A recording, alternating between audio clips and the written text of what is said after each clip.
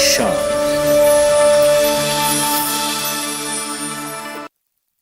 पूजा job छोड़ा फिर भी सो कूल। ब्रो, नए चैलेंजेस नए मौके लाते हैं। अच्छा, सीरियसली राहुल, मेरा पूरा घर now it's an online retail store. देख। वाओ, लेकिन पैसे? कुछ साल पहले दिवाली बोनस को इन्वेस्ट किया था। और अब तो है LIC का यूलिप प्लान निवेश प्लस। एक बार इन्वेस्ट करो, इंश्योरेंस से सुरक्षा का लाभ और मार्केट की बढ़त का फायदा दोनों पाओ। 1 सेक राहुल।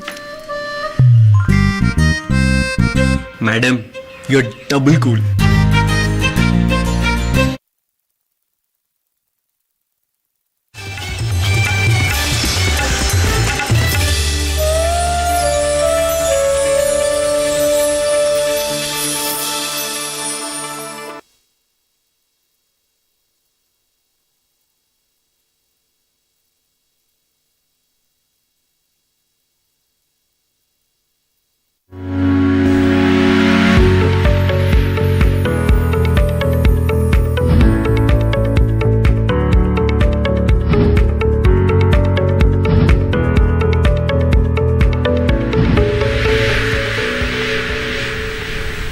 नमस्कार, स्वागत है आपका हेलो किसान में। आपके साथ मैं हूं अंजल सिंह। हेलो किसान एक लाइव फोन इन कार्यक्रम है जहां हम अपने किसानों से एक फ़ोन कॉल के माध्यम से जुड़ते हैं और अलग अलग विषय इस कार्यक्रम में हम लेकर के आते हैं अपने किसानों के लिए, ताकि वो उससे जुड़े हुए सवाल वो हम तक पहुंचा सकें।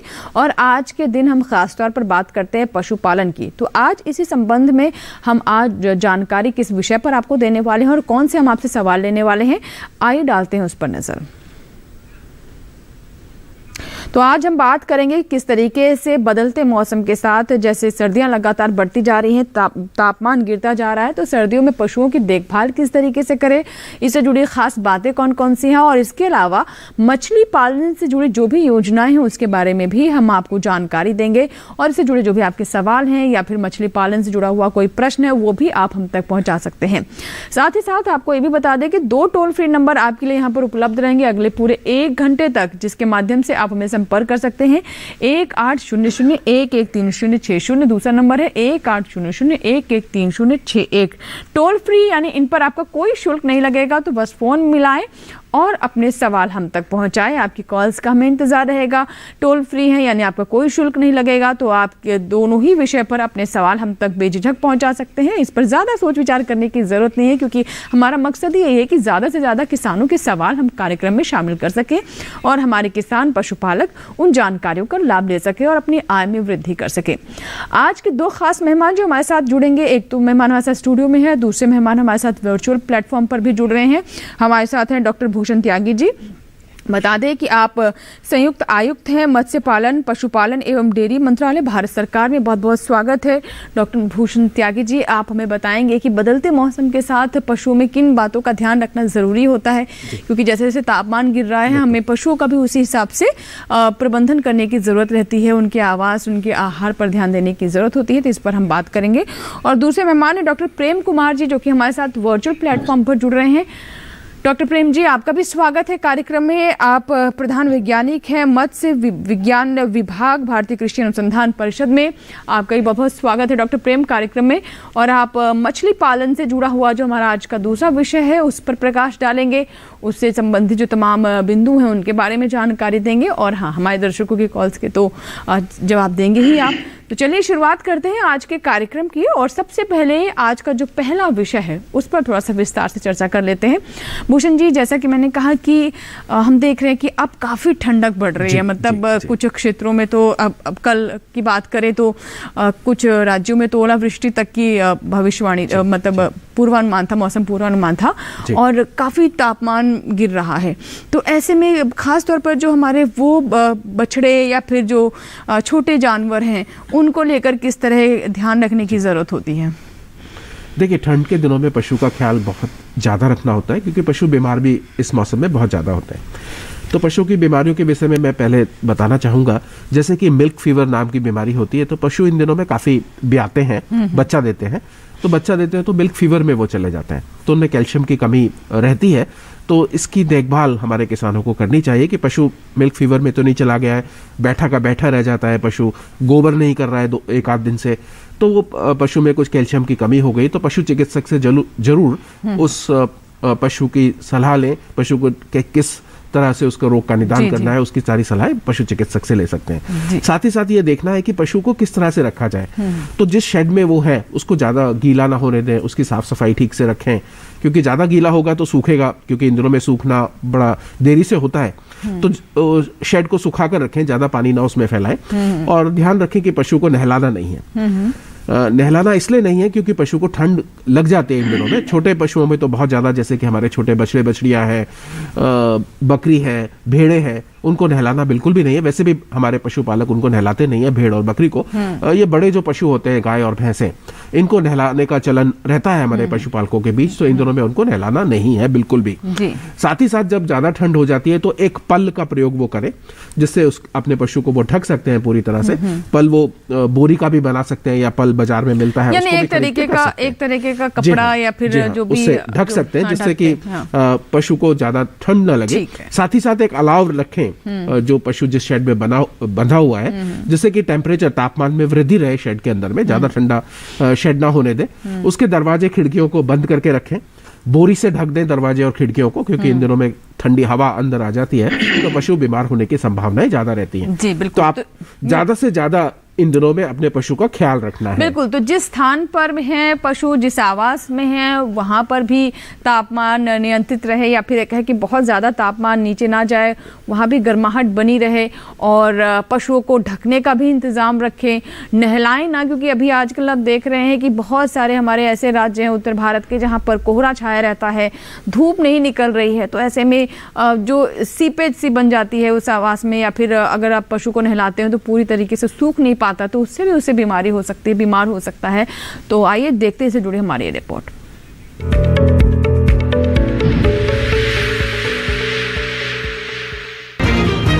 सर्दी में पशुओं को खास देखरेख की जरूरत होती है। सर्दी में पशुओं की सही तरीके से देखभाल नहीं करने पर पशु कमजोर हो जाते हैं और दूध भी कम देने लगते हैं। पशुओं में कुछ खास लक्षण देखकर आप पता लगा सकते हैं कि पशु को सर्दी लगी है। जैसे पशु सुस्त हो जाते हैं और थकान सी महसूस करते हैं, वे बैठे रहना पसंद करने लगते हैं, उनकी आंखों से पानी आने लगता है, नाक से पानी और बलगम बहने लगता है, पशु जुगाली करना बंद कर देते हैं, पशु दूध कम देने लगते हैं और उनके शरीर के तापमान में कमी हो जाती है। ठंड से बचाने के लिए पशुपालकों को और कुछ खास बातों का ध्यान रखना चाहिए। सर्द हवाओं से बचाने के लिए रोशनदान, दरवाजों व खिड़कियों को टाट और बोरे से ढक दें, लेकिन शेड में थोड़ी बहुत ताजी हवा आने की जगह छोड़ दें। ऐसा करने से पशुओं में सांस से जुड़े रोग लगने की आशंका कम हो जाती है।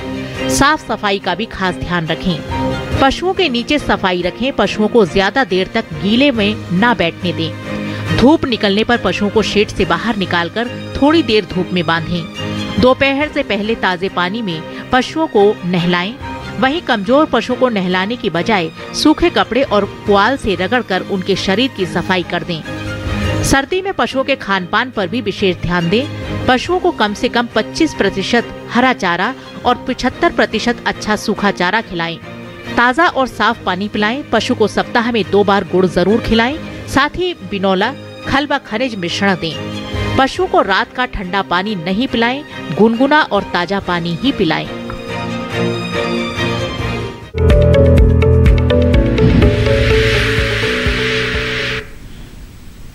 तो बिल्कुल अभी आपने रिपोर्ट देखी जिसमें हमने आपको बताया कि किस किस तरह के सिम्टम्स हो सकते हैं, लक्षण हो सकते हैं पशुओं में, जिससे पता चलता है कि उन्हें दरअसल ठंड लग गई है। बलगम आना, नाक से आंख से पानी निकलना, पशु का सुस्त हो जाना, जुगाली ना करना, ये कुछ लक्षण है जिससे हमारे पशुपालक पहचान सकते हैं और समझ सकते हैं कि उन्हें उनके आवास में, आहार में किस तरह की तब्दीलियाँ करने की ज़रूरत है।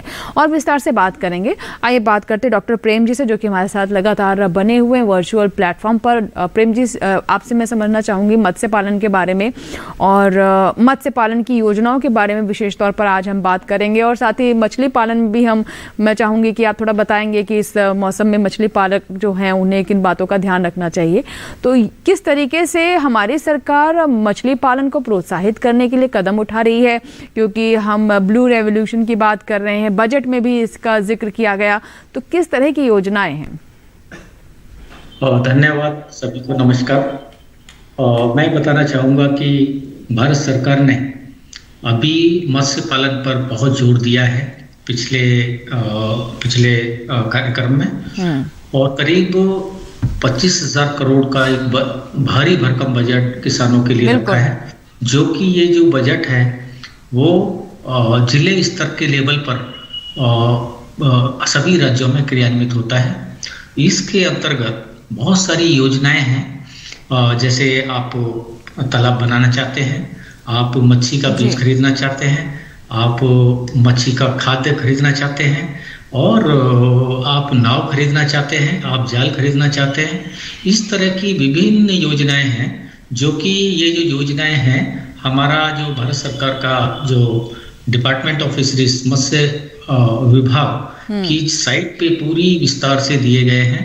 उसी को ध्यान में रखकर कि हमें कौन सी योजना का लाभ उठाना है, उसी योजना के तहत हम अपना जिला स्तर का राज्य सरकार कार्यालय से संपर्क करके अपना लाभ उठा सकते हैं। एक बात तो ये रही। दूसरी बात यह है कि आजकल जैसे पशुपालन में भी और मत्स्य पालन में भी तापमान जो है बहुत गिर गया है।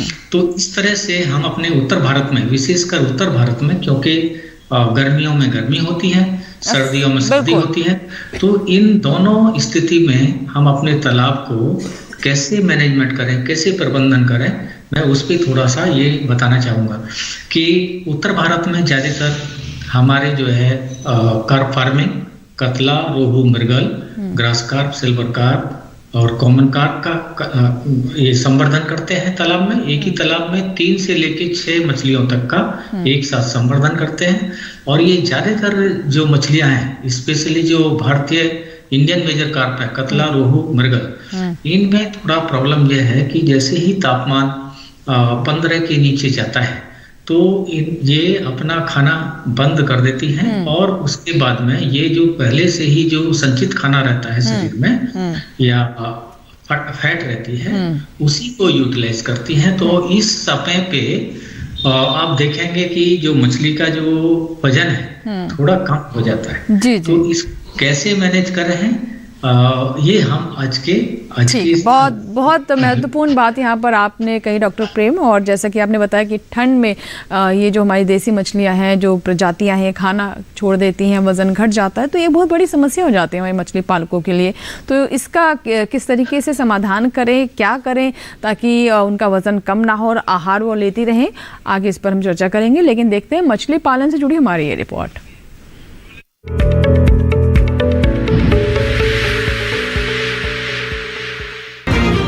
मछली पालन के क्षेत्र में रोजगार की काफी संभावनाएं हैं। सरकार भी मछली पालन को बढ़ावा दे रही है। इसी क्रम में मछली पालन को प्रोत्साहन देने के लिए सरकार की ओर से प्रधानमंत्री मत्स्य संपदा योजना की शुरुआत की गई थी। देश में मछली पालन क्षेत्र में ये एक बड़ी योजना है। 20,050 करोड़ रुपए की अनुमानित लागत वाली इस योजना में केंद्र की हिस्सेदारी 9,407 करोड़ रुपए है, जबकि राज्यों की हिस्सेदारी 4,880 करोड़ और लाभार्थियों की हिस्सेदारी 5,763 करोड़ रुपए है। इस योजना से मछुआरों, मछली किसानों, मछली श्रमिकों, मछली विक्रेताओं और दूसरे हितधारकों को फायदा हो रहा है। मत्स्य योजना का मकसद नीली क्रांति के जरिए देश में मछली पालन क्षेत्र का विकास करना है। इस योजना से मछली पालन क्षेत्र में 9% की सालाना दर से वृद्धि के साथ 2024-25 तक 22 मिलियन टन उत्पादन का लक्ष्य हासिल किया जा सकेगा। मत्स्य संपदा योजना के जरिए मछली पालन के लिए अच्छे गुणों वाले बीजों और बेहतर जलीय प्रबंधन को बढ़ावा दिया जा रहा है। इस योजना के तहत पहली बार मछली पकड़ने वाले जहाजों के लिए भी बीमा कवरेज लाया गया है। इस योजना से शहर और गांव में रहने वाले मछली पालकों को रोजगार और आय के बेहतर मौके मिल रहे हैं। इस योजना से जहां मछली पालन क्षेत्र में निवेश को बढ़ावा देने में मदद मिल रही है, वहीं मछली पालन क्षेत्र व इससे जुड़े किसानों और श्रमिकों को सामाजिक व आर्थिक सुरक्षा भी प्राप्त हो रही है। प्रधानमंत्री मत्स्य संपदा योजना से साल 2024 तक मछली पालन से जुड़े किसानों की आय दोगुनी करने में भी मदद मिलेगी।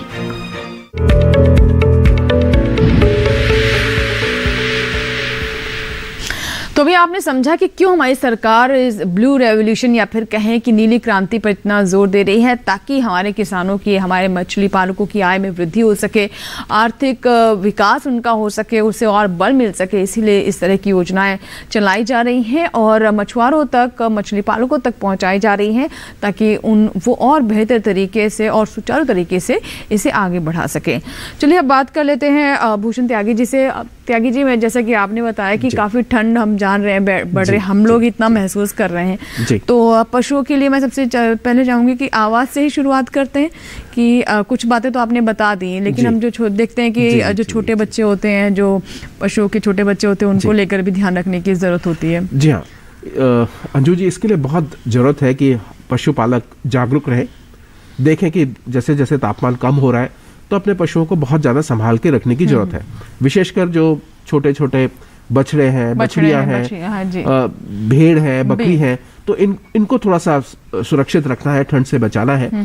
तो खास करके बछड़े और बछड़ियों को बचाने के लिए रखना है कि एक ऐसे कमरे में रखें जहाँ पर साफ सफाई का पूरा ख्याल रखा जाए, गोबर उसका समय समय पर साफ किया जाए, क्योंकि छोटे जो बच्चे होते हैं वो पतला गोबर करते हैं इन दिनों में, तो पतला गोबर करते हैं तो गंदगी ज़्यादा होती है, तो उसकी साफ सफाई पर विशेष ध्यान रखें। उसका जहाँ पर भी घर, जिस घर में आप रख रहे हैं, जिस कमरे में आप रख रहे हैं, जिस शेड में आप रख रहे हैं, उस शेड को हमेशा सूखा रखें। पशुओं का ध्यान रखें कि उनको समय पर चारा मिले, या वो दूध पी रहे हैं तो उनको समय पर दूध भी मिले जी।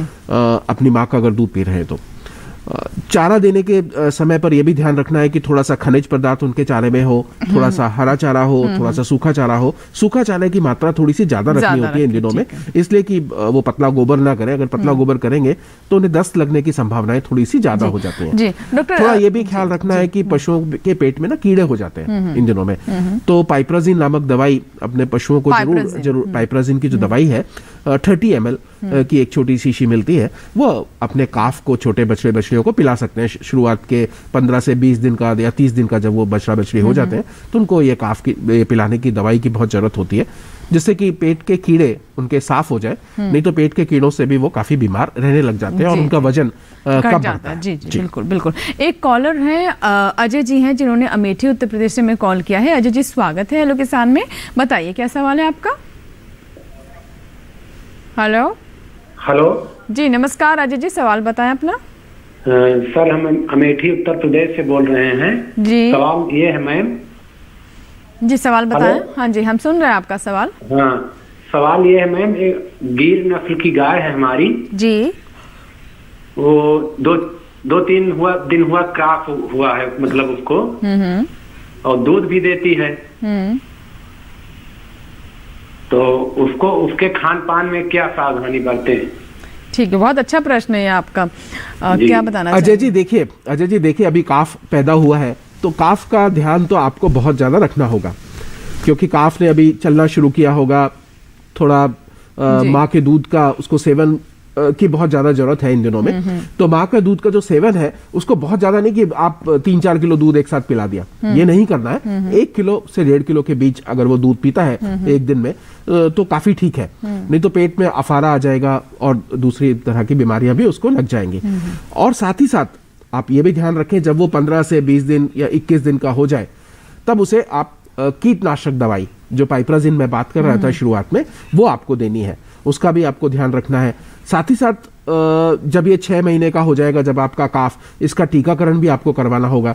आपके क्षेत्र में FMD का टीका लग रहा होगा, तो FMD का टीकाकरण भी कराना बहुत जरूरी हो जाता है आपके काफ के लिए, जब वो 6 से 8 महीने के बीच का हो जाता है। साथ ही साथ आप काफ का और क्या क्या ध्यान रखें। अगर आप सींग नहीं चाहते हैं तो आप सींग दगवाने का भी काम कर सकते हैं। पशु चिकित्सक की सलाह ले सकते हैं कि अगर मेरे काफ में सींग ना रहे तो मैं इसके सींग निकलवा दें, क्योंकि काफ, इनके सींग जो होते हैं गिर नस्ल की गायों में काफी बड़े होते हैं। गायों के सींग तो बहुत अच्छे लगते हैं, पर अगर आपका मेल काफ है तो उसके सींग उतने ज्यादा ठीक नहीं रहेंगे, तो सींग आप निकलवा भी सकते हैं। साथ ही साथ ये भी ध्यान रखना है, जब आपका काफ हुआ था तो उसकी जो नाल है, तो नाल आप देख रहे होंगे अभी सूखनी शुरू हो गई होगी, तो उसको तोड़े नहीं इमीडिएटली, उसको तोड़ना नहीं है। उसमें बीटाडिन नामक दवाई आप समय समय पर लगाते रहें। साथ ही ये भी ध्यान रखना है कि कौवा कहीं नोच कर भी उस नाल को, कभी कभी पक्षी है नोच कर ले जाते हैं, तो वो भी, उससे भी बचाना है, नहीं तो घाव वहां पर हो जाएगा। जी जी। आप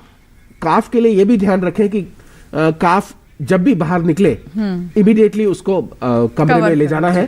कमरे को थोड़ा सा गर्म भी रखना है, क्योंकि अगर आप उसे गर्म नहीं रखते तो तापमान बहुत ज्यादा कम हो जाता है इन दिनों में। अमेठी में तो खासकर काफी कम रहता है तापमान, तो वहां पर आप थोड़ा सा अलाव जला के रखें, थोड़ा गर्माहट आपके काफ को लगातार मिलती रहे। और गाय भी शायद मेरे ख्याल से उसके पास में ही होगी, तो गाय को भी अगर पास में रखेंगे तो काफी अच्छा त्यागी जी एक चीज और बताइए, क्योंकि जैसा कि ये तो बच्चे की बात हुई कि बछड़े को लेकर किस तरह की सावधानी बरतनी है, और बिल्कुल वैसी सब चीजें हैं जैसे हम अपने छोटे बच्चे का ख्याल रखते हैं। लेकिन जो गाय है वो भी, उसके लिए भी बहुत ही संवेदनशील समय होता है, तो उसको लेकर के भी कुछ सावधानी बरतने की जरूरत है क्या? जी हाँ, बिल्कुल सावधानी तो आपको बरतनी है। जैसे आप रिपोर्ट में भी देख रहे थे कि आपको ठंडा पानी नहीं पिलाना है किसी भी समय पर अपने पशु को।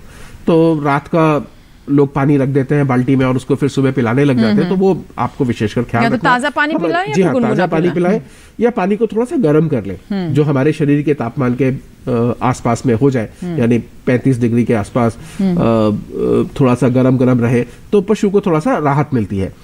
20 से लेकर 30 डिग्री सेल्सियस के बीच में अगर पानी का तापमान रहता है तो पशु के लिए काफी अच्छा है। उससे नीचे जो तापमान रहता है पानी का, वो पशु ठंडा हो जाता है और पशु को नुकसान दे सकता है। साथ ही साथ पशु को खिलाने के ऊपर बहुत ध्यान रखना है, क्योंकि अभी पशु, जैसे इनकी गाय अभी ब्याई है, तो कैल्शियम की मात्रा इनको देने की काफी जरूरत है। तो कैल्शियम आप बाजार से खरीद कर भी दे सकते हैं, लिक्विड फॉर्म में कैल्शियम मिल जाता है, कैल्शियम पाउडर भी बाजार में मिल जाता है, तो वो कैल्शियम पाउडर भी दे सकते हैं। साथ ही साथ आपको जो मिनरल मिक्सचर है उसकी भी देने की काफी जरूरत है। मिनरल मिक्सचर भी उसकी डाइट में आप प्रॉपरली मिलाएं। उसके बाद में आप नमक भी, थोड़ा सा नमक भी अपने पशु को दें, क्योंकि उसमें भी काफी सारे मिनरल्स होते हैं नमक के अंदर में, और पशु को नमक की भी आवश्यकता होती है। तो पशु को खिलाने के लिए आपको जो सूखा चारा है उसकी मात्रा थोड़ी सी अधिक होती है इन दिनों में, 70 से 75% के बीच सूखे चारे की मात्रा होगी, यानी जो गेहूं का भूसा है उसकी मात्रा 75% तक आप ले सकते हैं। हरे चारे की मात्रा 25% रखें, जिससे कि जो गोबर है बहुत ज्यादा पतला ना हो जाए, क्योंकि पशु को फिर उससे नुकसान हो सकता है, पतला हो सकता है, वजन कम लेगा पशु उसके कारण से। और साथ में आप मिनरल मिक्सचर का ध्यान रखें, खनिज पदार्थों का ध्यान रखें, और ये भी ध्यान रखें कि आपके पशु को समय पर वैक्सीन भी लगी हो। तो टीकाकरण के कार्यक्रम जैसे भारत सरकार के द्वारा NADCP कार्यक्रम चलाया जा रहा है, उसके अंतर्गत पशुओं को मुफ्त टीके पशुपालक के घर द्वार पर लगाए जाते हैं, तो उसको आप, उसका फायदा आप ले सकते हैं। और एक हमारा ई गोपाला ऐप है, तो सभी किसान भाइयों से मैं अनुरोध करूंगा कि ई गोपाला ऐप को आप डाउनलोड कर लें। ई गोपाला ऐप पर सारी सूचनाएं आपको मिल जाएंगी कि पशु को किस तरह का चारा खिलाना है, कितनी मात्रा में वीट का भूसा होना चाहिए, कितनी मात्रा में उसे खल देनी है, कितनी मात्रा में चूरी मिलानी है, उसमें चोकर मिलाना है, ये सारी मात्रा। और उसमें मौसम के अनुसार भी जानकारी मिलती रहती है कि अगर आप ये मौसम है तो आपको ये करना है, इस पशु के साथ इस तरह की बातों का ध्यान रखना है। जो पशुपालक कैलेंडर के अनुसार जो चीजें होती हैं, सभी जानकारी इस ऐप पर आपके लिए उपलब्ध रहती हैं। आइए बात करते हैं डॉक्टर प्रेम जी से। डॉक्टर प्रेम, जैसा कि कार्यक्रम की शुरुआत में आपने बताया कि हमारी सरकार कितनी गंभीर है, ब्लू रेवोल्यूशन या फिर नीली क्रांति हम जो कह रहे हैं, इसको बहुत प्रमोट किया जा रहा है ताकि हमारे जो पशुपालक हैं, मछली पालक हैं, जो मछुआरे हैं, उनकी आय में वृद्धि हो सके। तो आपने कई सारी चीज़ें बताई कि किस तरह से अनुदान दिया जा रहा है, जो सामग्री लगती है उसको लेकर के भी सरकार की तरफ से कई तरह की योजनाएं चलाई जा रही हैं। लेकिन मैं आपसे समझना चाहूँगी कि वो किसान जो कि खेती भी करता है और मछली पालन भी करने की सोच रहा, हो सकता है हमारा कार्यक्रम देखने के बाद उसके मन में विचार आए, तो कहाँ से इसकी शुरुआत की जाए? धन्यवाद। ये अगर आपने मत्स्य पालन का मन बनाया है तो सबसे पहले तो मैं आपको ऐसा ये सुझाव दूंगा कि कोई भी जो प्रोडक्टिव भूमि है, मतलब कि बहुत अच्छी भूमि है जिसपे ऑलरेडी कोई अच्छी फसल हो रही है, हम उसके चुनाव ना करें तो अच्छा है। क्योंकि हम ऐसा मानकर चलते हैं कि मत्स्य पालन जो खराब भूमि है या ऊंची नीची भूमि है, गहरी भूमि है, जहाँ जल निकास का प्रबंध नहीं है, जहाँ पानी हमेशा भरा रहता है, जिसमें कोई फसल नहीं हो सकती, हम ऐसी ही भूमि का चयन करें। और या फिर हमारे जो कम्युनिटी पॉन्ड होते हैं, गाँव में जो तालाब होते हैं, जोहड़ जिनको बोलते हैं, उनमें भी अगर ये मछली पालन करने का विचार है तो हम अपने जो जिले के जो अधिकारी हैं, असिस्टेंट डायरेक्टर फिशरीज जिनको कहते हैं, सहायक मत्स्य निदेशक, अपने वहाँ जाके वो योजना के लिए उनको बताएं कि हमें इतना रकबे में, इतना एरिया में हमें मछली पालन करना है और इस मछली पालन के लिए हमें कौन सी योजना सुटेबल रहेगी। और ये अभी जो है विभिन्न स्तरों पे सभी तरह की योजनाएं प्रधानमंत्री मत्स्य संपदा योजना में अनुदान के सहित किसानों को ये दी जाती है और यहाँ से वो शुरुआत कर सकते हैं। दूसरा चीज ये है कि वो जो पानी है, अगर वहाँ का पानी हमारा क्या मतलब कि खुले हुए स्रोत से आ रहा है या नीचे के हमारा ट्यूबवेल्स का पानी है, तो उस पानी की सबसे पहले वो जांच करा के रखें कि उसमें कोई ऐसा तत्व ना हो जिससे मछली पालन हम कर भी दें तो उसके बाद में वो फेल हो जाए। स्पेशली पानी का जो पीएच है वो जरूर चेक करवा दें जी। और कितना पीएच होना चाहिए डॉक्टर प्रेम? ऑक्सीजन की मात्रा वहाँ कितनी रहती है वो चेक करा लें और पानी में कोई अवांछनीय जो हैवी मेटल्स होते हैं वो ना हो। तो और एक जरूरी चीज ये है कि जो गांव के बिल्कुल पास जो क्षेत्र है उसमें मत्स्य पालन के लिए चुनाव ना करें। तो ये कुछ छोटी छोटी चीजें हैं कि अगर इनको हम ध्यान में रखेंगे तो शुरुआत अच्छी करेंगे तो सफलता भी मिलेगी जी। और तो जैसे कि आपने पीएच मान के बारे में बताया कि पीएच मान कितना होना चाहिए, ऑक्सीजन की मात्रा क्या होनी चाहिए, मैं चाहूंगी थोड़ा सा इसके बारे में बता दें क्या मतलब मानक क्या रहते हैं इनके? हाँ, तो पीएच का मतलब है कि अगर पीएच 7 से नीचे है तो इसका मतलब है कि आपका जो पानी है वो अम्लीय है जी। और अम्लीय पानी जो होता है वो हमेशा जो मत्स्य पालन में समस्या करता है। तो हमेशा 7 से ऊपर 7.5 8 तक जो पीएच मान है वो हमेशा हम लोग जो है अच्छा मानते हैं और मत्स्य पालन के लिए बहुत अच्छा होता है, उसमें अच्छी बढ़ोतरी होती है। दूसरा चीज है कि आपने कहा कि भाई ऑक्सीजन कितना होना चाहिए। ऑक्सीजन ऐसा होना चाहिए कि क्षेत्र भी ऐसा होना चाहिए कि वो पानी प्रदूषण नहीं होना चाहिए पानी में। अगर प्रदूषण होगा तो रात के समय, दिन के समय क्या होगा कि सूरज है, सूरज से खूब सारा ऑक्सीजन बनेगी, पानी में खूब ऑक्सीजन होगी। लेकिन रात में क्योंकि पानी गंदा है और पानी जो है अपना ही जो अंदर जो चीजें हैं वही ऑक्सीजन को सोख लेगा और वो ऑक्सीजन जो है जब सोख लेगा तो उसमें कोई भी चीज जीव डालेंगे, स्पेशली मछली डालेंगे तो वो मर सकती है। तो इसलिए हम पानी की जांच में ऑक्सीजन का बहुत बड़ा रोल है। तो ऑक्सीजन हमेशा 5 से तो ऊपर ही होना चाहिए। 5 के नीचे आने से 5 के नीचे जब ऑक्सीजन आ जाती है तो ये मछली के लिए बड़ी घातक होती है। तो इसीलिए ज्यादातर आप देखेंगे कि जहाँ जिन तालाबों में ज्यादा खरपतवार होते हैं, जो पानी के अंदर छुपे हुए खरपतवार हैं, वो भी वही काम करता है कि वो खरपतवार क्या करेंगे, रात को पानी की जो ऑक्सीजन वो सोख लेंगे, मछली को ऑक्सीजन नहीं मिलेगी। तो इसलिए पूरी मॉस मॉर्टेलिटी मतलब पूरा मछलियां मर जाती है। ये आजकल बड़ी समस्या है। तो इस तरह से ये ऑक्सीजन और पीएच स्पेशली ये 2 चीजों को, और तीसरा चीज है कि भाई पानी भी साफ शुद्ध, जैसे हम लोग पानी पीते हैं, सभी जीव भी साफ सुथरा पानी ही चाहते हैं। जी बिल्कुल, बहुत महत्वपूर्ण बातें बताई डॉक्टर प्रेम आपने कि पीएच कितना होना चाहिए, ऑक्सीजन की मात्रा कितनी होनी चाहिए पानी में, पानी साफ होना चाहिए, स्वच्छ होना चाहिए, प्रदूषण मुक्त होना चाहिए।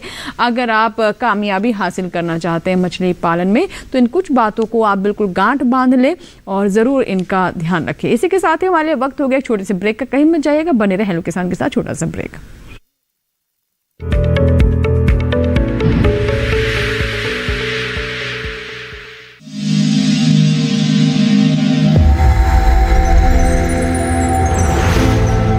आत्मनिर्भर किसान भारत की शान। उत्पादन में आत्मनिर्भर होने के साथ साथ फसल की कटाई के उपरांत उपज की हानि को रोकने, ग्रामीण क्षेत्रों में रोजगार सृजन करने और बीज से बाजार तक के विजन को मजबूती देने के उद्देश्य से 1 वर्ष पूर्व माननीय प्रधानमंत्री श्री नरेंद्र मोदी जी ने एक महत्वाकांक्षी केंद्रीय योजना एग्रीकल्चर इंफ्रास्ट्रक्चर फंड की शुरुआत की। इस आधुनिक इंफ्रास्ट्रक्चर से कृषि आधारित उद्योग लगाने में एक बहुत बड़ा बदलाव आएगा और बहुत बड़ी गति आएगी। साथियों, अब हम उस स्थिति की तरफ बढ़ रहे हैं जहां गांव के कृषि उद्योगों से फूड आधारित उत्पाद शहर जाएंगे और यही तो आत्मनिर्भर भारत अभियान का संकल्प है। एग्रीकल्चर इंफ्रास्ट्रक्चर फंड से पात्र लाभार्थी गोदामों का निर्माण कर सकते हैं, छटाई या ग्रेडिंग इकाई, पैकिंग हाउस, सप्लाई चेन और कोल्ड चेन जैसी सुविधाएं या फिर प्राथमिक कृषि प्रसंस्करण केंद्र की स्थापना कर सकते हैं। इस योजना के तहत पात्र लाभार्थियों को 2 करोड़ रुपए तक के ऋण पर अधिकतम 7 वर्ष के लिए ब्याज में 3% तक की छूट दी जा रही है। ऋण पुनर्भुगतान के लिए 6 महीने से 2 वर्ष तक मोरेटोरियम की सुविधा भी उपलब्ध है। इस योजना ने अब तक सफलता की कई मिसालें कायम की हैं, जैसे कि मध्य प्रदेश के लाभार्थी श्री विपिन त्रिपाठी ने एग्रीकल्चर वेस्ट से बायोफ्यूल बनाने का इनोवेटिव प्राइमरी प्रोसेसिंग सेंटर लगाया है।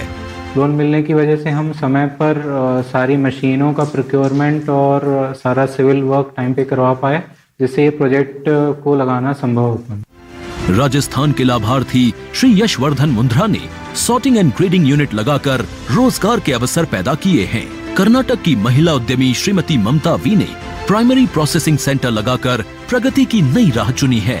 ಸಣ್ಣ ಪುಟ್ಟ ಉದ್ಯಮಿಗಳನ್ನ ಮತ್ತಷ್ಟು ಅಗ್ರಿಕಲ್ಚರಲ್ಲಿ ಹೆಚ್ಚು ನಾವು ಇನ್ನಷ್ಟು ಸಾಧನೆ ಮಾಡಲಿಕ್ಕೆ ಕಾರಣಕಾರಕವಾದಂತ ಈ ಅಗ್ರಿಕಲ್ಚರಲ್ ಇನ್ಫ್ರಾಸ್ಟ್ರಕ್ಚರ್ ಫಂಡ್ ಇಂದ ನಮ್ಮ ಇನ್ನಷ್ಟು ಯೋಜನೆಗಳು ಆಯೋಜನೆಗಳು ಉತ್ತಮಗೊಂಡಿದೆ। राजस्थान के लाभार्थी श्री दिनेश भट्टर ने जीरे की प्रोसेसिंग यूनिट लगाकर आसपास के ग्रामीणों को आत्मनिर्भरता प्रदान की है।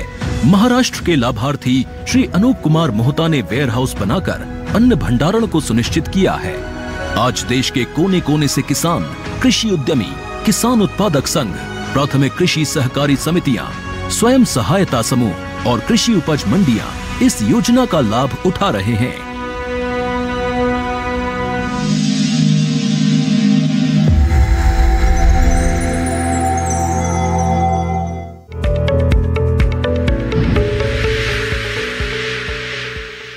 ब्रेक के बाद एक बार फिर आपका स्वागत है। आप देख रहे हैं हेलो किसान। आज हम बात कर रहे हैं कि इन सर्दियों के मौसम में हमारे पशुपालकों को अपने पशुओं को लेकर किस तरीके से ध्यान रखना है, कौन सी विशेष बातें हैं जिससे बिल्कुल वो नज़रअंदाज ना करें, क्योंकि अगर आपने जहां नज़रअंदाज किया अपने पशुओं को, वैसे ही ठंड उन पर हमला कर देगी और वो बीमार हो जाएंगे और इसका अल्टीमेटली नुकसान आपको होना है, क्योंकि पशुओं की उत्पादकता भी हम देखते हैं कि सर्दियों में काफ़ी घट जाती है। तो इस तरह की समस्या ना आए, इसीलिए हम आपको बता रहे हैं कि कौन सी बातें हैं जिसका ध्यान हमारे पशुपालक जरूर रखें, और इसमें हमारी मदद कर रहे हैं भूषण त्यागी जी। साथ ही हम बात कर रहे हैं मत्स्य पालन के बारे में, इससे जुड़ी कौन कौन सी योजनाएं हैं और सर्दियों में जो हमारे मछली पालक है वो कैसे मछली पालन को लेकर कुछ बातें जिनका ध्यान रखें। इस बीच एक कॉलर है, आइए उनसे बात करते हैं। हेलो हेलो हेलो, नमस्कार, क्या मुझे आप सुन पा रहे हैं? हाँ, सुन पा रहे हैं जी। बताइए क्या सवाल है आपका मंजेश जी? हाँ, इसमें जी मछली पालन में कौन सा फायदा? हाँ जी मैम, सुन पा रहे हैं।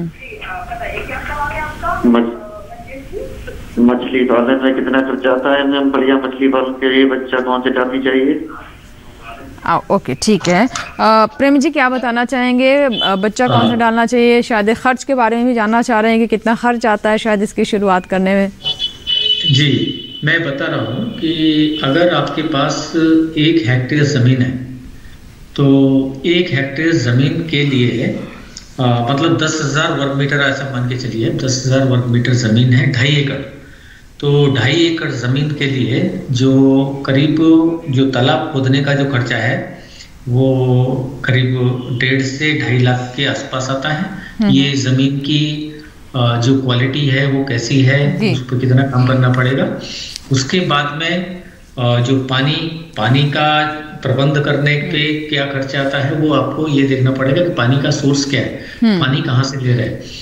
दूसरा चीज, हमारे पास अगर मछली है तो अब उसमें हम मछली डालेंगे करीब 15,000 बीज, तो ये 15,000 बीज सब मिला के ट्रांसपोर्टेशन लगा के सब मिला के ये 10,000 से 15,000 रुपए तक लगेगा जी। उसके बाद में खाना, मछली का खाना ही विशेष चीज होता है। तो अगर हमारा टारगेट है कि भी हम 1 हेक्टेयर में 5 टन हम लेंगे तो उसमें करीब लगभग बराबर का ही खाना या उससे थोड़ा सा ज्यादा 6 टन खाना लगेगा। तो 6 टन खाने का मतलब यह है कि 20 से 30 रुपया किलो जो है खाना वो आता है मत्स्य खाद्य जो बाजार में अवेलेबल है उसके हिसाब से।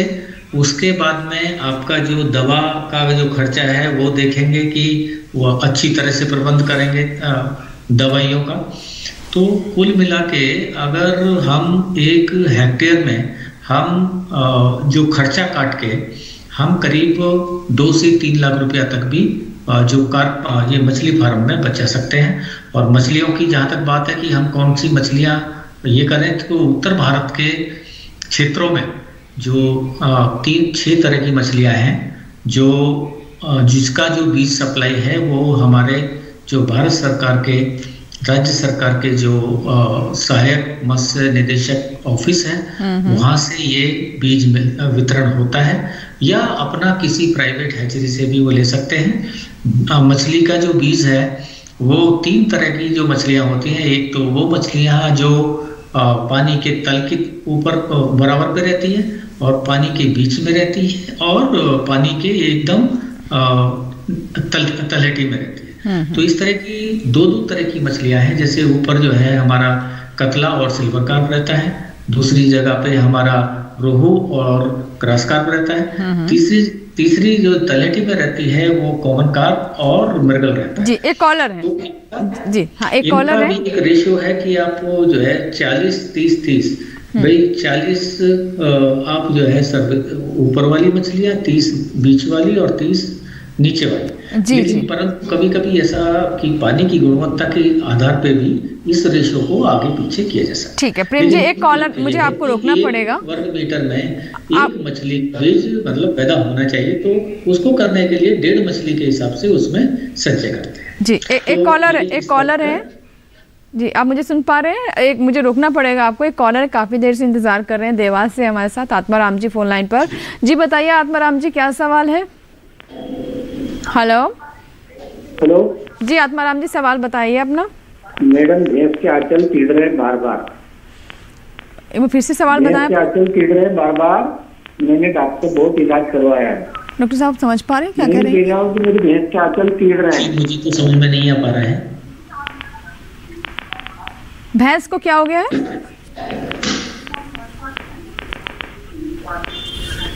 आत्माराम जी आप अपने सवाल को दोबारा से बताएंगे मुझे? आंचल पीड़ रहे, दूध निकालते वक्त खून आते हैं उनमें। अच्छा थन में उनको शायद मास्टाइटिस की बात आप कर रहे हैं, थनैला रोग की आप बात कर रहे हैं। तो देखिए आत्माराम जी, इन दिनों में ऐसा हो जाता है पशुओं को, काफी पशुओं को थनैला रोग हमारे देश में होता है। तो इसकी रोकथाम के लिए सबसे जरूरी है, अभी तो आपके पशु के थनों में खून आ रहा है तो आप पशु चिकित्सक से जरूर संपर्क करें इस समय पर, और पशु चिकित्सक आकर उसको दवाई देंगे जिससे कि थनैला रोग जो बढ़ रहा है वो रुक जाएगा जी। साथ ही साथ आपको ध्यान रखना है कि आप दूध कैसे निकालते हैं, क्योंकि दूध अगर आप अंगूठा अंदर करके आप थनों से दूध निकाल रहे हैं तो थनों में लगातार इससे इंजुरी हो जाती है। तो जब थनों में इंजुरी हो जाएगी तो खून आ सकता है, और जब आप दूध निकाल रहे हैं तो दूध निकालते वक्त आपको अंगूठा हमेशा ऊपर की तरफ रखना है। जैसे मैंने मुट्ठियां बांधी हुई हैं, इस तरह से आप अपने अंगूठे को अगर रखेंगे दूध निकालते वक्त और थन को काफी जोर से ना दबाएं, तो धीरे धीरे दबाएं तो दूध अपने आप प्रॉपरली निकलता है। अच्छा, एक बात का और ध्यान रखना है आत्माराम जी आपको हमेशा, कि आप पशु को 15 से 20 मिनट तक खड़ा रखें, क्योंकि जो थनों का ओरिफाइस होता है दूध निकालने के बाद में वो खुला का खुला रह जाता है, जो छिद्र है वो खुला का खुला रह जाएगा। तो उसको 15 से 20 मिनट लगते हैं बंद होने के लिए, तो पशु को बैठने ना दें। 15 से 20 मिनट तक दूध निकालने के बाद 15 से 20 मिनट तक उसको खड़ा रखें। जी। और दवाइयों की जहां तक बात है तो मैं बताता हूं कि उसको कैल्शियम जरूर दें, आप अपने पशु को कैल्शियम का जरूर ध्यान रखें। अगर कैल्शियम प्रॉपर रहेगा तो थनों में जो बीमारी हो रही है वो नहीं होती है। साथ ही साथ आप ई गोपाला ऐप को डाउनलोड कर सकते हैं। ई गोपाला ऐप पर जो हमारे आयुर्वेदिक ट्रीटमेंट है थनैला रोग के, वो उसमें बड़ी अच्छी तरीके से बताए गए हैं। तो आप उन थनैला रोग के बारे में जानकारी ले सकते हैं, उसके ट्रीटमेंट के बारे में जानकारी ले सकते हैं, और जो भी ऑइंटमेंट बताए गए हैं उसको आप लगा भी सकते हैं। भूषण जी, जैसे अभी बता रहे कि खून आ रहा है, तो तुरंत उन्हें किस तरह का इलाज? तुरंत यही है कि पशु चिकित्सक से उनको संपर्क करना होगा। और संपर्क करने के साथ साथ ये भी देखना है कि अगर इंजरी के कारण उनके थनों से खून आ रहा है तो उसके लिए आप थोड़ा सा अपने पशु को रेस्ट दे दें, यानी दूध ना निकालें। एक शाम के वक्त जब आप दूध निकाल रहे हैं तो थोड़ा दूध निकालें, पूरा दूध ना खाली करें। तो थोड़ा दूध निकालने के बाद में आप पशु को थोड़ा रेस्ट दें, उसके बाद में थोड़ा दूध और निकाल लें। अगर थनों में फिर भी आपको दूध दिखता है तो आराम से निकालें, और ज्यादा जल्दीबाजी ना करें दूध निकालने में, क्योंकि बहुत सी भैंसें कूदती हैं। तो ध्यान रखें कि जब भैंस कूद रही है तो तब दूध ना निकालें, क्योंकि थनों पर जोर काफी पड़ जाता है। बिल्कुल, तो ये कुछ बातें हैं, ध्यान रखिए इसका। एक और कॉलर है, दिनेश जी हैं फोन लाइन पर हमारे साथ। हेलो हेलो दिनेश जी, मुझे सुन पा रहे हैं आप? जी नमस्कार, स्वागत है हेलो किसान में। दिनेश जी बताइए क्या सवाल है? भोपाल मध्य प्रदेश से हैं आप हमारे साथ। जी, मैं बकरी पालन के लिए लोन चाह रही हूँ, कहाँ से होगी आप? बकरी पालन आप करना चाहते हैं और इसके लिए आप ऋण चाहते हैं, डॉक्टर साहब कुछ बता पाएंगे? बकरी पालन के लिए देखिए, भारत सरकार की एक योजना है, राष्ट्रीय लाइव स्टॉक मिशन, राष्ट्रीय पशुधन मिशन। ये योजना के बारे में आपको जानकारी होगी। तो इस योजना की पूरी जानकारी के लिए हमारे विभाग की वेबसाइट पर आप जा सकते हैं, dahd.nic.in, ये हमारी वेबसाइट है, dahd.nic.in। तो ये हमारी वेबसाइट के ऊपर आप जा सकते हैं। तो राष्ट्रीय पशुधन मिशन जो हमारा है, नेशनल लाइव स्टॉक मिशन जो हमारा कार्यक्रम है, उसके अंतर्गत आप लोन की सुविधा क्या क्या दी गई है, कौन कौन सी योजनाएं हैं। तो योजना के बारे में मैं एक बार आपको बता दूं, तो इसमें जो अभी एंटरप्रेन्योरशिप डेवलपमेंट प्रोग्राम है वो गोट्स के लिए भी रखा गया है। तो आप बकरी पालन के लिए बड़ा अगर आप यूनिट लगाना चाहते हैं, क्योंकि यूनिट इसमें जो हम अब कर रहे हैं, बड़ी बड़ी यूनिट लगाने का प्रावधान किया गया है योजना के अंतर्गत। तो आप इसके अंतर्गत सब्सिडी का प्रावधान है, 50 लाख रुपए की सब्सिडी है इस योजना में, और आप एक बड़ा सा गोट का फार्म इसमें लगा सकते हैं। ये हब एंड स्पोक मॉडल पर होगा, यानी हब के रूप में तो आपका फार्म एक कार्य करेगा, साथ ही साथ स्पोक के रूप में जो उससे किसान जुड़ेंगे तो बैकवर्ड और फॉरवर्ड लिंकेजेस, दोनों तरह के बैकवर्ड और फॉरवर्ड लिंकेजेस इसमें आ जाएंगे। बहुत सारे किसानों को आप अपने फार्म से फायदा पहुंचाएंगे। तो सारी सूचना आप हमारे विभाग की वेबसाइट से ले लें और इसमें जरूर पार्टिसिपेट करें, मैं आपसे आग्रह करता हूँ। जी, नंद स्वरूप मिश्रा जी हमारे साथ हैं, बाराबंकी उत्तर प्रदेश से। आइए बात कर लेते हैं नंद स्वरूप जी से। जी मिश्रा साहब बताइए क्या सवाल है आपका? नमस्ते मैडम, मेरा नाम नंद स्वरूप मिश्रा, बाराबंकी से। मैं जानना है चाहता हूँ, जो दुधारू पशु होता है, दूध के दरमियान अगर वो गाभिन हो जाता है तो हमें कितने दिन तक उसे दूध ले सकते हैं, इसके बाद हमें बंद कर देना चाहिए? जी देखिए नंद स्वरूप जी, आपका प्रश्न बड़ा अच्छा है। किसान भाइयों को विशेषकर ये जानकारी नहीं होती कि कब तक हम दूध लें जब पशु हमारा गाभिन हो गया है। तो पशु के लिए हम रखते हैं कि डेज ओपन कितने होने चाहिए, यानी पशु कितने दिन में जाके गाभिन होना चाहिए। जो पशु गाभिन होता है हमारे देश में वो 90 दिनों तक डेज के ओपन होते हैं, यानी गाभिन नहीं रहता उन दिनों में पशु, यानी ब्याने के 90 दिन तक पशु खाली रहेगा। 90 दिन के बाद वो गाभिन हो जाता है तो कंटिन्यूअस वो दूध देता रहता है, लगातार वो दूध देता रहता है। जो आखिरी के 60 दिन होते हैं उसको हम बोलते हैं डेज ड्राई, यानी ड्राई रखना है। आप पशु दूध निकालना आपको बंद कर देना, यानी आखिरी के 2 महीने जब रह गए आपके पास में पशु के ब्याने से, तो आप दूध निकालना उसका बंद कर दीजिए तुरंत ही। साथ ही साथ तब उसका ध्यान बड़ा जरूरी है रखना होता है कि आप उसको कंसंट्रेट खिलाएं ठीक मात्रा में। साथ ही साथ आप उसको कैल्शियम भी खिलाएं, क्योंकि अगले ब्यात के लिए, अगले दूध के लिए आप उस गाय को तैयार कर रहे हैं। तो अच्छा चारा खिलाना है आपको, अच्छा दाना खिलाना है आपको उसे, और साथ ही साथ कैल्शियम भी देना है। नहीं तो अगले ब्यात में, जैसे मैं बार बार कह रहा हूं कि मिल्क फीवर नाम की एक बीमारी हो जाती है, अगर आप कैल्शियम नहीं खिलाएंगे तो वो बीमारी हो जाएगी, आपका पशु कम दूध देगा। कभी कभी जब पशु को आप ठीक से चारा नहीं खिलाते हैं तो बच्चे का जो बढ़ाव है उसके पेट में होना चाहिए वो नहीं हो पाता है, तो उसके कारण वजन बच्चे का कम रह जाएगा। यानी 20 से 25 किलो का जो बच्चा होना चाहिए वो 10-12 किलो का अगर होता है तो आपको नुकसान हो सकता है। तो आप दूध देने वाले पशु का पूरी तरह से ख्याल रखें। पहले जो दिन है 90 दिन मैंने बताए डेज ओपन के रहते हैं, और 60 दिन जो बताए मैंने वो डेज ड्राई के रहते हैं। तो इन दोनों चीजों को आपको जरूर ख्याल रखना होगा। एक कॉलर है, जल्दी से कॉल लेते हैं और फिर उसका हम ब्रेक लेंगे। Hello hello hello.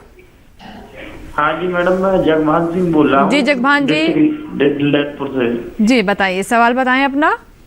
जी मैडम, मैं मछली पालन से संबंधित कुछ जानकारी चाहता हूँ। बहुत अच्छी बात है, बताएं क्या जानना चाहते हैं आप? जी मैम, ये कह रहा हूँ मैं जी, जैसे कि मैंने 1 बीघा 1 बीघे में मैंने अपना तालाब खुदवाया है, तो उसमें कितना बीज डालना पड़ेगा? ठीक है, बहुत अच्छा सवाल है। डॉक्टर प्रेम, मैं आपसे भी ये पूछने वाली थी कि बीज दर क्या होनी चाहिए जो हम तालाब में डालते हैं? क्या एक क्षेत्र के अनुसार या फिर प्रजाति के अनुसार भी होता है, या फिर कितना बड़ा तालाब है? कौन कौन से फैक्टर्स से जुड़े हुए होते हैं? जी जगवान जी, मैं आपको बताना चाहूँगा कि अगर वो बीघा, तो हिंदुस्तान में अगर क्षेत्र से क्षेत्र में बदलता रहता है। जी जी, उसका जो एरिया अलग अलग होता है, लेकिन मैं आपको एकड़ के हिसाब से बता देता हूँ। उससे आप अनुमान लगा सकते हैं कि आपका कितना क्षेत्र है, उसी के हिसाब से आप बीज जो है उसमें संचय करें। ऐसा समझिए कि 1 एकड़ में करीब 4000 वर्ग मीटर जगह होती है। अगर उसका जो गहराई है 1 मीटर है, तो आपने ऐसा मतलब विचार करके ये करना है कि 1 वर्ग मीटर में 1 मछली पैदा करनी है। और 1 मछली पैदा करने के लिए आपको ऐसा समझ लीजिए कि आधा मछली मर भी जाती है, तो आप डबल मान के चलिए। तो 4000 वर्ग मीटर अगर तालाब है, तो उसमें आप 8000, अगर आपकी मछली बड़ी आपको संचित कर रहे हैं, तब तो आप उसमें 5000 करिए। अगर आप उसमें छोटी वाली जीरा मछली संचय कर रहे हैं, तब उसमें वो आप 8000 तक भी मछली जो है ये कर सकते हैं, क्योंकि उसमें से 30-40% मछलियां जो है वो जिंदी नहीं रहती, मतलब सिर्फ 50% 60% मछली ही उसमें जिंदी रहती है। और अब बात आती है कि कौन सी मछली कितनी करें। तो मैं अभी जैसे पहले मैंने बताया कि जो ऊपर वाली मछली है कतला और सिल्वर कार्प, वो अगर ऐसा समझ लीजिए कि 3-4 के रेशियो में 3-4-3 के रेशियो में करते हैं। तो 3 मतलब अगर 2000 ऊपर वाली आप डाल दीजिए, 3000 बीच वाली डाल दीजिए, जैसे वो रोहू और ग्रास कार्प, और 3000 या तो कॉमन कार्प या नहीं तो बर्गल। तो कुल मिला के जो है हमारा जो उद्देश्य है कि हमें 1 वर्ग मीटर से 1 किलो मछली 800 ग्राम से लेके 1 किलो मछली चाहिए। अगर इसका हमारे पास अगर हम इतना टारगेट लेके चल रहे हैं, तो 1 वर्ग मीटर में 1 ही मछली हम पैदा करेंगे। तो कुल मिला के हमें 5 से 6000 बीज जो है, जो बड़ा मछली है 5 से 6000, और नहीं तो 1 एकड़ में, नहीं तो उसका डबल, क्योंकि आधी मछली उसमें से मर जाती है। चलिए, इसी के साथ ही आप अपने तालाब में बीज संचय कर सकते हैं। जी बिल्कुल बिल्कुल। तो बहुत महत्वपूर्ण जानकारी दी अभी आपने, और इसी साथ हमारे लिए वक्त हो गया एक छोटे से ब्रेक का। कहीं मत जाइएगा, ब्रेक के बाद फिर हाजिर होंगे, आपकी कॉल्स का इंतजार रहेगा। सर्दियों में कैसे करें पशुओं की देखभाल और मछली पालन पर आज हम कर रहे हैं बात।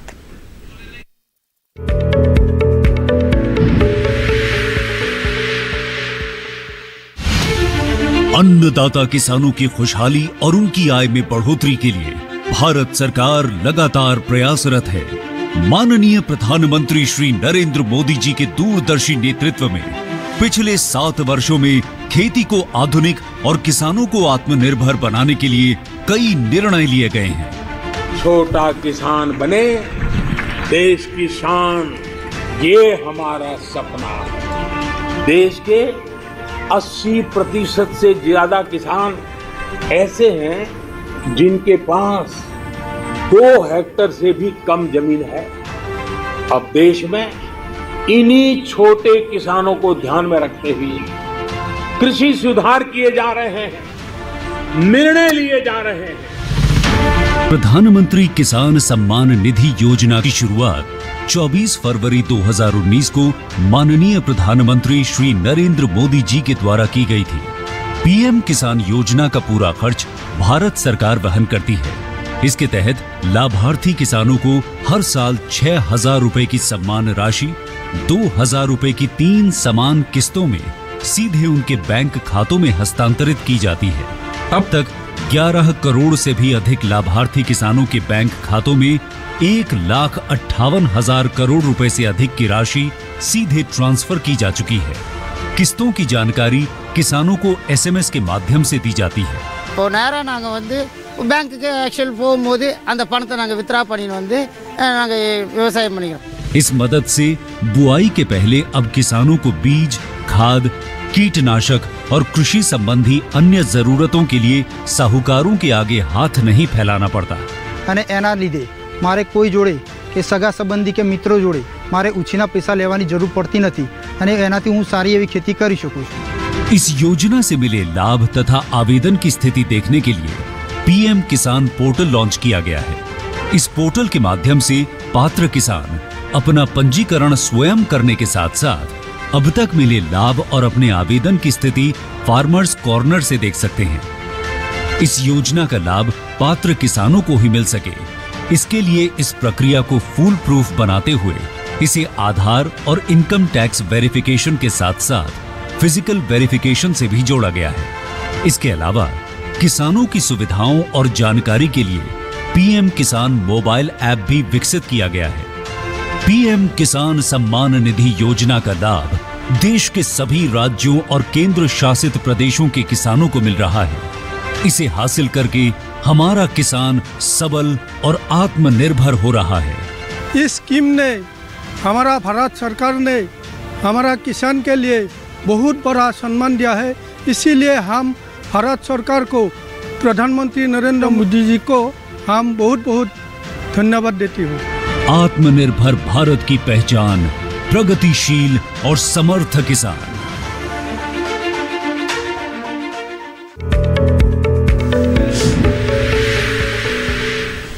ब्रेक के बाद एक बार फिर आपका स्वागत है. आप देख रहे हैं हेलो किसान. अब कार्यक्रम के अंतिम पड़ाव में हम पहुंच चुके हैं, लेकिन अभी भी हमारा प्रयास है हम ज़्यादा से ज़्यादा आपके सवाल हैं. आज हम बात करें बदलते मौसम में सर्दियों में कैसे करें पशुओं का ध्यान, और साथ ही मछली पालन से जुड़े हुए भी सवाल आपके शामिल कर रहे हैं. कॉलर है, आइए बात करते हैं उनसे. हेलो हेलो जी, अशोक कुमार जी बताइए क्या सवाल है. हनुमानगढ़ राजस्थान से आप हमारे साथ फोन लाइन पर हैं.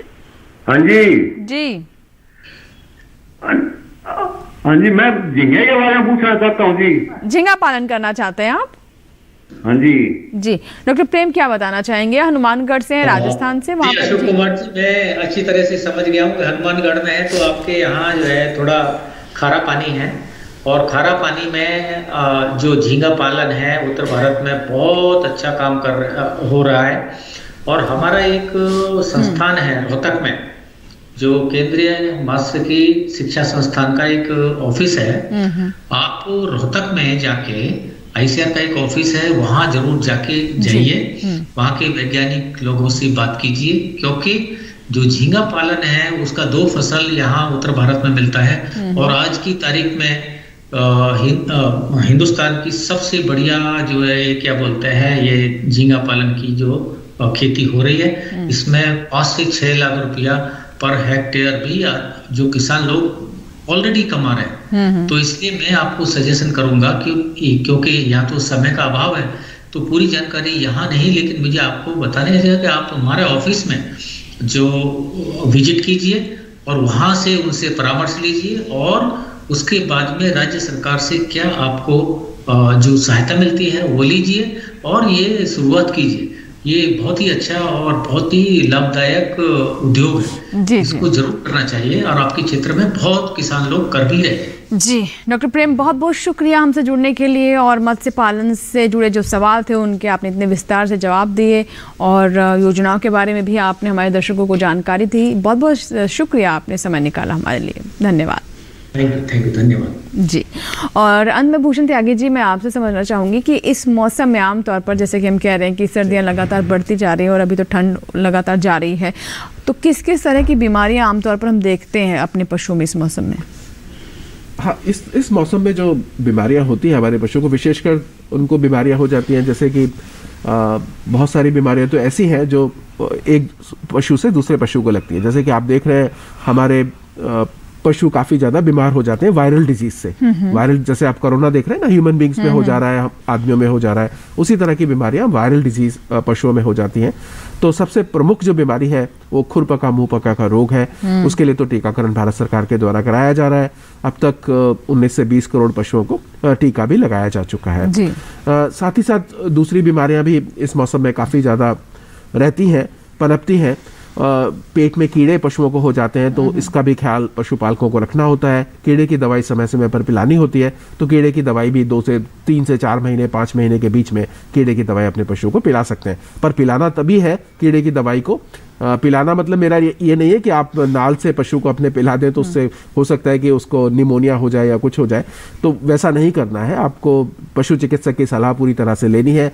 कौन सा पशु के कृमिनाशक उसको देना है, उस तरह का कृमिनाशक ही आप पशु को दें, क्योंकि पेट में कीड़े पशुओं के काफी हो जाते हैं। हाँ। साथ ही साथ स्किन रोग काफी होते हैं इसमें, तो त्वचा के रोग जो हो जाते हैं उसका भी ख्याल आपके अपने पशुओं को रखना होगा, उनसे बचाना होगा अपने पशुओं को। और स्किन रोग हो जाए तो अपने पशु चिकित्सक से आप संपर्क भी कर सकते हैं। और अच्छा चारा खाना आप अपने पशु को देंगे इस मौसम में तो पशु जरूर स्वस्थ रहेगा, उसमें पशुओं में बीमारी इतनी ज्यादा नहीं आएगी। बहुत बहुत शुक्रिया डॉक्टर भूषण त्यागी जी, आपने भी समय निकाला, स्टूडियो में आप आए और इतनी विस्तार से आपने हमारे दर्शकों को जानकारी दी, उनकी कॉल्स के जवाब दिए। बहुत बहुत धन्यवाद। धन्यवाद। इसी के साथ ही आज के हेलो किसान में फिलहाल इतना ही, लेकिन कल का हमारा विषय क्या है, जिससे जुड़े विशेषज्ञ हमारे साथ स्टूडियो में होंगे और लेंगे आपके सवाल। आइए नजर डालते हैं हमारे कल के विषय पर। कल का हमारा विषय है प्राकृतिक खेती, और इसके साथ ही हम बात करेंगे जीरे में होने वाली बीमारियों के बारे में और कैसे करें उनका निदान। तो प्राकृतिक खेती और जीरे में होने वाली समस्याओं और बीमारियों के बारे में भी हम बात करेंगे, और कैसे आप अच्छी फसल प्राप्त कर सकते हैं इसके बारे में भी हम आपको कल जानकारी देंगे और अपने विशेषज्ञ से आपके सवालों के जवाब लेंगे। आइए अब आपको बता दें कि कैसे आप अपने सवाल हम तक पहुंचा सकते हैं। अगर आपके कोई सवाल है तो आप हमें पहले से ही हम तक पहुंचा दें, जिन्हें हम कार्यक्रम में शामिल करें। hellokisan2015@gmail.com हमारा ईमेल एड्रेस है, जिस पर आप जाकर अपने सवाल हम तक पहुंचा सकते हैं। इसके साथ आप फेसबुक के माध्यम से भी आप हमसे जुड़े। फेसबुक पर जाएं, सर्च बॉक्स में हेलो किसान टाइप करें, हमारा पेज खुल जाएगा, फॉलो करें, अपने सवाल वॉल पर साझा करें, या फिर मैसेंजर के माध्यम से भी आप हम तक पहुंचा सकते हैं। और अंत में आपको बता दें हमारा हेलो किसान कॉल सेंटर नंबर, ये नंबर आपके लिए सोमवार से शनिवार सुबह 6 से रात 10 बजे के दरमियान उपलब्ध रहता है। 1800113060 ये हमारा टोल फ्री नंबर है, तो आपकी कॉल्स का हमें इंतजार रहेगा। और जाते जाते एक और जानकारी दे दें कि अब आप हमारा ये कार्यक्रम हमारे यूट्यूब चैनल पर भी देख सकते हैं। हमारे यूट्यूब चैनल से जुड़ने के लिए टेलीविजन स्क्रीन पर दिखाए जा रहे हैं इस QR कोड को स्कैन करें और जुड़ जाएं DD किसान के यूट्यूब चैनल से, जहां पर हेलो किसान के पुराने एपिसोड्स भी देख सकते हैं और दूरदर्शन किसान पर प्रसारित होने वाले अन्य कार्यक्रम भी यहां पर आप देख सकते हैं, आपके लिए उपलब्ध रहेंगे। दीजिए इजाजत, लेकिन आप बने रहें दूरदर्शन किसान के साथ, अपने पशुओं का खास ख्याल रखें, ये हम कामना करते हैं। नमस्कार।